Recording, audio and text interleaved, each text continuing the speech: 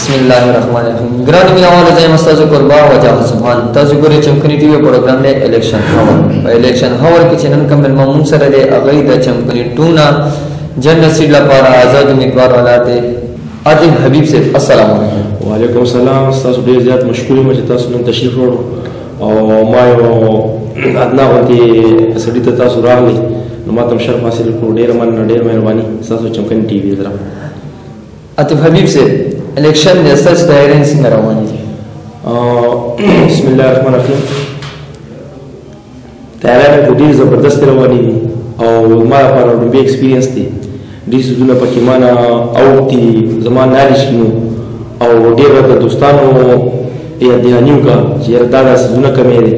زما ان شاء الله فرست ټایم دی خو زه پر امید یم او زه په یو ویژن او سوچ باندې مزرعه مخکې شوم چې خپل مو یو تنظیم دی د عمر صاحب په نوم باندې د هغې مشرانو زه رامخکې کړی وم او چې څه قسم له پبلیسټي د طرفه څه معاملې دي هغه هم انشاءالله شوي دي. کمپین زموږ زبردست شوی دی او دې کې ما سره زما ملګرو زما خاندان انشاءالله مرسته کړې. زما د محلې د عمر صاحب تنظیم ډېره مرسته ده او انشاءالله پر امید یو چې دا الیکشن انشاءالله موږ وینو.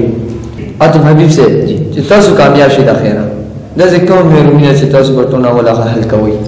زموږ په نظر کې خو چې د خیره سره لومړی پراټي دا چې موږ نکاسي نظام صحیح که تاسو زموږ د چوغخیلو محله 5 ونیسئ محله 6 ونیسئ که شاته محلي که د پوخ جومات سره خوا کې نکاسي نظام دی نو دوی ته سابقه ناظمین چې څومره دي یا کونسلران صاحبان دوی ته بالکل فکر نه دی کړی او محدود یو محله یا یو د چمکن د وی سی 28 صرف محدود یو دو محلو سره زیات زمینه کړی ده او موږ ته محرومه پاتې شو. ان شاء الله موږ کوشش کوو چې دا محرومي لرې شي.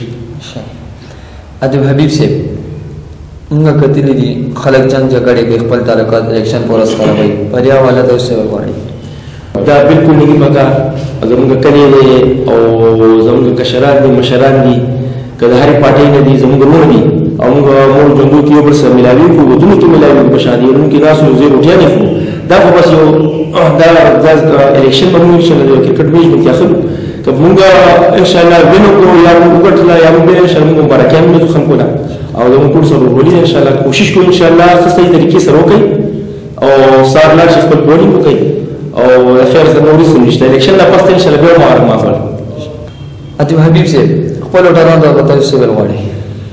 زه خپل وټران ته دا ویل غواړم چې انشاءالله په 19 دسمبر باندې د خیر سره انشاءالله سهار فکس 8 بجې چې تاسو په خپل پولیس سټیشن کې حاضر یې چې څومره کوشش کولی شي تاسو ووټینګ وکړئ او دې کار خیر کې حصه واخلئ. دا یو ثواب کار دی که دا تاسو نه استعمالوئ دا ووټ عموم یعنی څه فایده نه کوي. که تاسو استعمال کوئ او یو نیک بنده او یو کارکون رامخکې شي او ستاسو فدیه پر څه کارونو کې انشاءالله هغه اجر ثواب په تاسو ته ملاویږي او موږ ته هم ملاویږي. आतिफ हबीब से موږ ستاسو ډېر شکریه ادا کوو چې تاسو موږ په الیکشن هاور کې ټایم راکړو. ګرانو مینوالو دا زموږ نننی پروګرام په دې خبرو تاسو اجازه غواړم. د الله په امان.